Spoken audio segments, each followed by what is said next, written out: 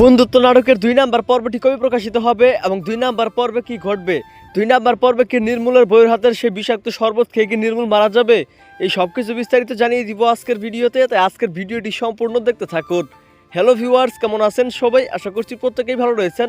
তো ইতিমধ্যে পল্লিগ্রাম TV official YouTube চ্যানেলে ইসলামিক আরও একটি ধারাবাহিক নাটক আপলোড হয়ে গিয়েছে। নাটকটির নাম হচ্ছে বন্ধুত্ব। তো নাটকটিতে অভিনয় করেছে আপনাদের পছন্দের অভিনেতা শফিক আর শ্রাবণী। তো সব মিলে কিন্তু অসাধারণ একটি নাটক, তাই কেউ প্রথম পর্বটি মিস করবেন না। তো প্রথম পর্বে দেখা গিয়েছে এই নাটকটি তৈরি করা হয়েছে হিন্দু আর মুসলিম ধর্মের ভেদাভেদ নিয়ে।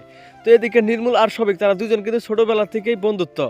পরবর্তীতে তাদের এই বন্ধুত্ব কিন্তু সমাজ মেনে নেয় না। তাদের এই দুই ধর্মের লোককে একসাথে থাকা কিন্তু সমাজ কোনোভাবেই পছন্দ করে না, যার ফলে তাদেরকে এক ঘরে করার চেষ্টা করে। এবং শেষের দিকে দেখা যায় এদিকে নির্মূলের বউ সেও কিন্তু শফিককে দেখতে পারে না, তাই শফিককে বিষাক্ত শরবত খাইয়ে মারার প্ল্যান করে। কিন্তু নির্মূল সেটা বুঝতে পেরে সেই শরবত কিন্তু নির্মূল খেয়ে ফেলে। তাহলে কি এখন সেই শরবত খাওয়ার পরে নির্মূল মারা যাবে?